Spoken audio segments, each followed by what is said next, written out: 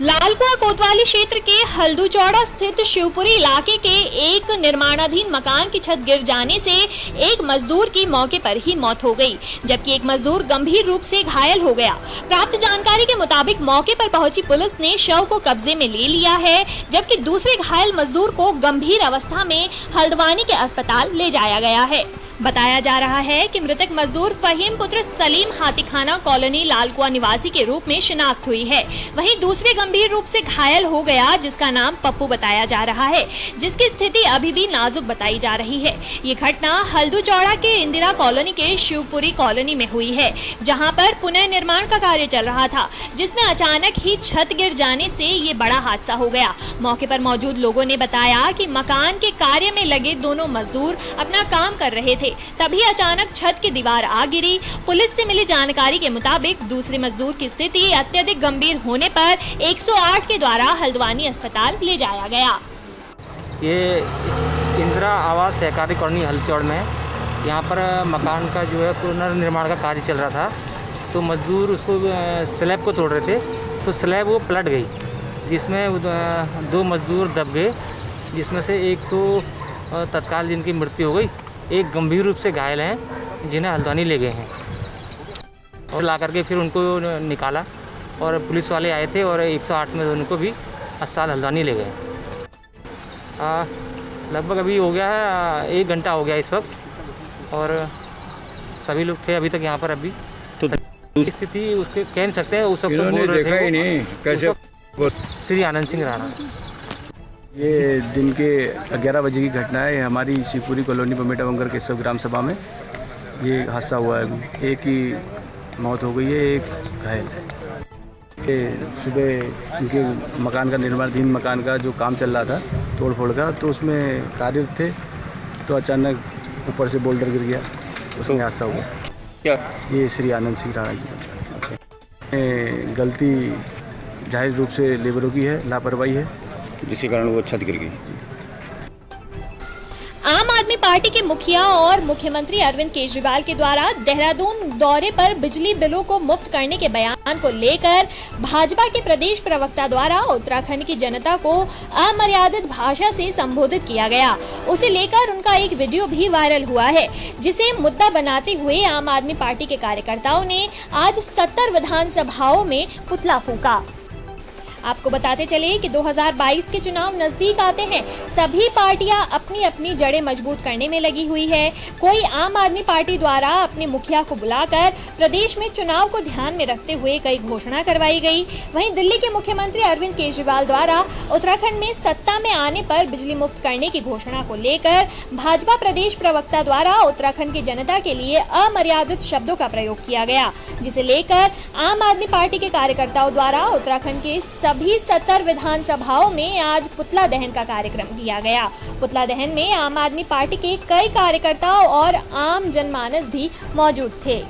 जब से कल से ये भाजपा के नेताओं द्वारा ये बयान आ रहे हैं, माननीय हमारे राष्ट्रीय संयोजक श्री अरविंद केजरीवाल जी द्वारा जो कहा गया कि दिल्ली के मॉडल को हम उत्तराखंड में लाएंगे, और जब से इस लाने के बयान को यहाँ पर दिया गया, तब से भाजपा की जिन शब्दों का ये प्रयोग किया जा रहा है कि यहाँ पर गया है, यहाँ पर जनता बड़े इन शब्दों से बड़े ही आहत है, और जनता इसका आने वाले समय में बड़े ही जवाब देने के लिए खड़ी हुई है।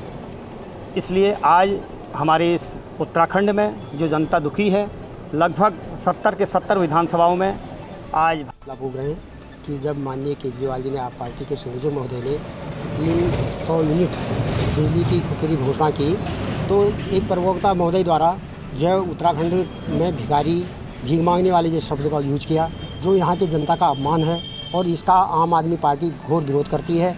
और वो कोई किसी भी पार्टी का प्रवक्ता हो, कोई पार्टी हो, जनता को इस प्रकार से लज्जित नहीं करना चाहिए और उनको सार्वजनिक रूप से जो है माफ़ी मांगना चाहिए।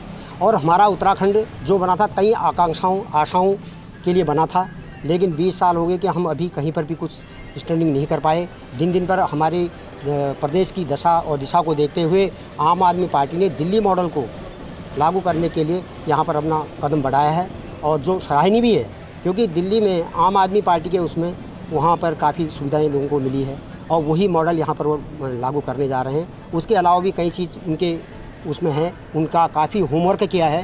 होमवर्क करने के बाद ही वो कोई भी चीज़ है डिक्लेयर करते हैं और जो कहना है वो करते हैं। जैसे दिल्ली में किया है वही मुझे आशा यहाँ भी होगा।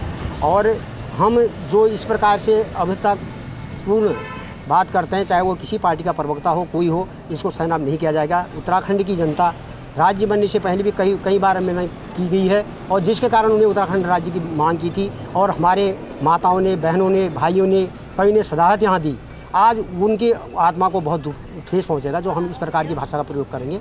तो मेरा सभी लोगों से भी अनुरोध होगा, जनता से भी, समस्या को देखते हुए, देश के हित को देखते हुए आम आदमी पार्टी को लाना चाहिए। आज हम देख रहे हैं जनता में उत्साह भी है और लोग दिन पर दिन जुड़ते जा रहे हैं। पूर्ण विश्वास है कि एक दिन हम अपनी एम में सफल होंगे। उत्तराखंड के विशेष पर्व हरेला के अवसर पर जगह जगह वृक्षारोपण करके आज हरेला पर्व मनाया जा रहा है। वहीं लालकुआ स्थित फलाहारी बाबा मंदिर के प्रांगण में समाज सेवी मौर्य द्वारा कई छायादार और फलदार पौधे लगाकर क्षेत्रवासियों को हरेला पर्व की शुभकामनाएं दी गई। मनोज कुमार मौर्य ने कहा कि हमारे पूर्वजों द्वारा बड़े ही सहजता के साथ हमारे पर्यावरण को स्वच्छ बनाए रखने के लिए पूर्व में ही पेड़ों को लगाए जाने का कार्य किया जा रहा है। उसी को आगे बढ़ाते हुए हम हरेला पर्व के रूप में वृक्षारोपण करते हैं, जिससे हमारी पर्यावरण स्वच्छ रहे।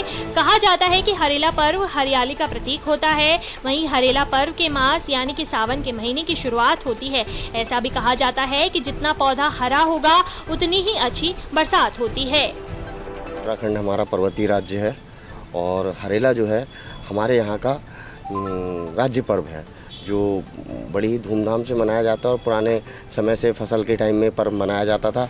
लेकिन हमारे जो बुजुर्ग पूर्वज हुए, जब उन्होंने देखा कि वृक्ष कट रहे हैं, सूख रहे हैं, काटे जा रहे हैं, तो उन्होंने इस पर्व पे एक जो मुहिम चला दी कि वृक्ष भी लगाए जाएं, फलदार, छायादार, जिससे कुछ ना हो सके तो कम से कम साल में एक दिन तो लोग इस कार्य को करें।